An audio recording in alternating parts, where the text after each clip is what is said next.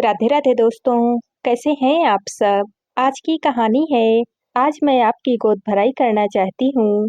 आज सरिता जी की बहू सलोनी की गोद भराई थी। सुबह से ही उनके घर में बहुत गहमा-गहमी चल रही थी। मेहमानों का, रिश्तेदारों का आना-जाना लगा हुआ था। उनके घर सालों के बाद ये खुशी का मौका आया था। इस कारण से उन्होंने बहुत ही धूमधाम से, उत्साह से सारा कार्यक्रम का आयोजन किया था। पूरे मोहल्ले वालों को भी बुलाया गया था। रजनी, जो सरिता जी की बड़ी बहू थी, वह पूरे उत्साह के साथ दौड़-दौड़ कर सारे मेहमानों का स्वागत कर रही थी। सारे घर के काम का जिम्मा उसी के ऊपर ही तो था। उसकी और सलोनी की बहुत अच्छी बनती थी। वह सलोनी को अपनी छोटी बहन के समान मानती थी और बहुत प्यार करती थी। हालांकि उन दोनों की उम्र में बहुत अंतर था। रजनी की शादी को 7 साल हो चुके थे, पर वह माँ बनने के सुख से अभी भी वंचित थी। सलोनी उसको अपनी जेठानी नहीं, बल्कि उसको अपनी बड़ी बहन ही मानती थी।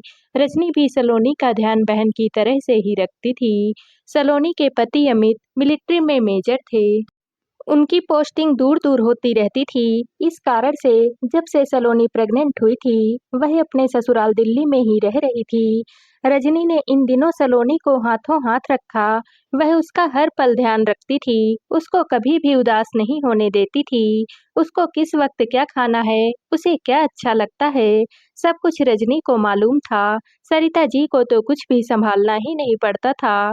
रजनी के कारण वह बिल्कुल बेफिक्र सी रहती थी। वह एक साये की तरह उसके साथ में ही रहती, रात को उसके पास में ही सोती थी। यूं तो 7वें महीने में ही गोद भराई होनी थी, पर अमित को किसी कारण से छुट्टी नहीं मिली। इस कारण पूरे 9 महीने में ही गोद भराई का कार्यक्रम रखा गया था।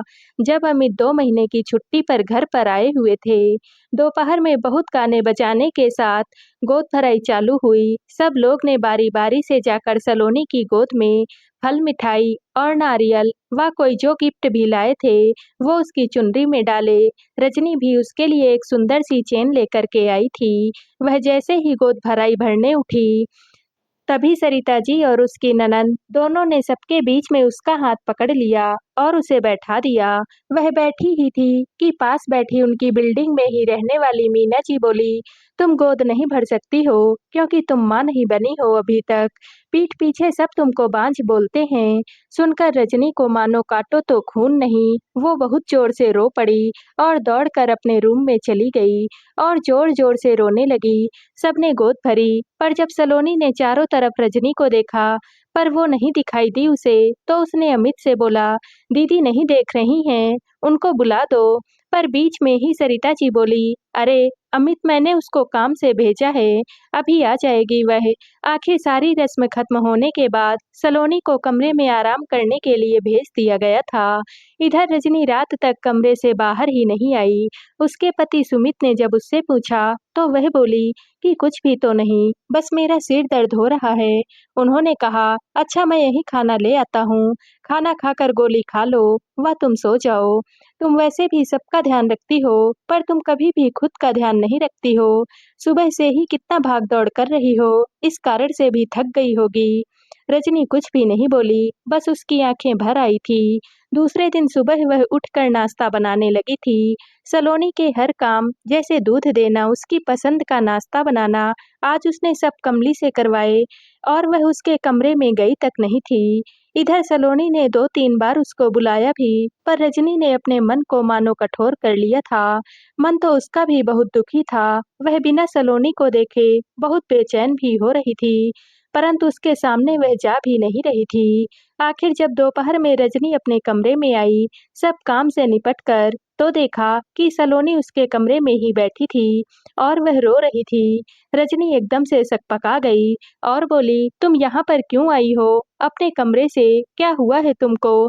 तकलीफ तो नहीं हो रही है? सलोनी उससे लिपट कर रोने लगी। हाँ मेरी प्यारी दीदी, मुझसे नाराज हो गई हैं, मुझसे नहीं बोल रही हैं, तो क्या मुझको तकलीफ नहीं होगी? दीदी आपको मेरी कसम, आप मुझे बताओ ना, आखिर बात क्या है? आप मेरी गोद भरने के लिए भी नहीं आई। किसी ने कुछ कहा है क्या? या फिर मुझसे कोई गलती हो गई है? नहीं सोना, तुम तो बहुत अच्छी हो। और रजनी रोने लगी थी। पर मैं माँ नहीं बनी हूँ ना। इतना कहकर वो चुप हो गई। तो क्या हुआ दीदी? पर रजनी इससे आगे कुछ भी नहीं बोली, क्योंकि वह नहीं चाहती थी कि घर में कुछ भी क्लेश हो। उसका बुरा असर सलोनी पर इस वक्त पड़े। सलोनी, तुम अपने कमरे में जाओ और आराम करो। अमित भी इंतजार कर रहा होगा तुम्हारा। नहीं दीदी, ये तो कहीं गए हुए हैं। मैं आपके पास ही रहूंगी अभी। और उसकी गोद में लेट गई थी। वह भी उसके बालों को सहलाने लगी। उसकी आंखों में भी आंसू भर आए थे। आज अमित के बचपन के दोस्त की मंगनी की रस्म थी और पूरे परिवार को बुलाया गया था। दोनों के पापा भी बहुत अच्छे दोस्त थे और दोनों एक ही विभाग में काम भी करते थे। सरिता जी जाते जाते रजनी से बोली कि हम लोग जल्दी ही आ जाएंगे। तुम सलोनी का ध्यान रखना। अगर कुछ भी प्रॉब्लम हो तो फोन कर देना। वहां जाना भी तो जरूरी है। इतना कहकर वह लोग चले गए। रजनी ने सलोनी को दूध व नाश्ता दिया। थोड़ी देर के बाद अचानक से ही सलोनी के पेट में बहुत जोरों का दर्द होने लगा। वह दर्द से कराहने लगी और बोली, दीदी मुझे बहुत जोरों का दर्द हो रहा है। उसने उठने की कोशिश भी की, पर वह उठ भी नहीं पाई।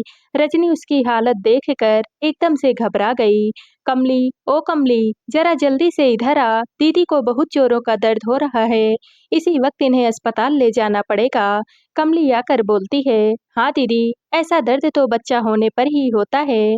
दोनों ने उसको संभाल कर उठाया। ड्राइवर को जल्दी से गाड़ी निकालने को बोला और सलोनी को गाड़ी में बिठाकर अस्पताल चलने को बोला।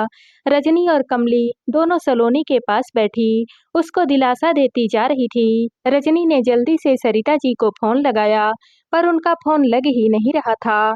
उसने एक एक करके सबको फोन लगाया, पर किसी ने भी उसका फोन नहीं उठाया। कमली, शायद वह ढोल वगैरह बज रहे हैं, इस कारण से किसी को भी फोन सुनाई नहीं दे रहा है। मैडम अस्पताल आ गया है। ड्राइवर बोला, जाओ जल्दी से नर्स व स्ट्रक्चर लेकर आओ। तब तक सलोनी का दर्द बहुत ही बढ़ चुका था। दीदी, मुझे और मेरे बच्चे को बचा लो, नहीं तो मैं मर जाऊंगी। अमित को बुलवा दो प्लीज, मुझको उनसे मिलना है। और रजनी भी रोने लगी और उसके सिर पर हाथ फेर कर बोली, मैं हूं ना तुम्हारे साथ, तुमको कुछ भी नहीं होगा। उसको अंदर ओटी में ले जाया गया। सारे चेकअप करने के बाद डॉक्टर बाहर आकर बोले, थोड़ी सी परेशानी आ रही है।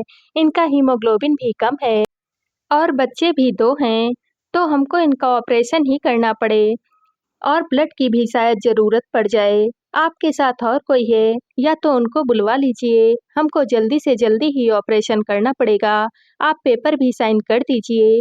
जब तक हम ऑपरेशन की तैयारियां कर लेते हैं। रजनी बोलती है, डॉक्टर साहब, आप मेरा ब्लड चेक कर लीजिए। बस सलोनी को और उसके बच्चों को कुछ भी नहीं होना चाहिए। ब्लड ग्रुप मैच हो गया था। तब तक अमित का फोन भी आ गया था।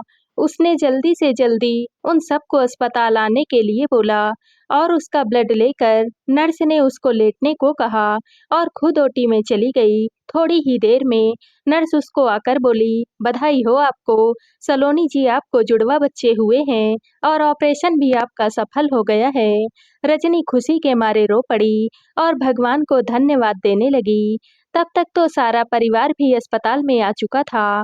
सबने एक दूसरे को बधाइयां दी। नर्स बोली, आज रजनी जी के कारण दोनों जच्चा और बच्चा सलामत हैं। सरिता जी रजनी के पास आकर बोली, आज मैं तुमसे माफी मांगती हूँ बहू।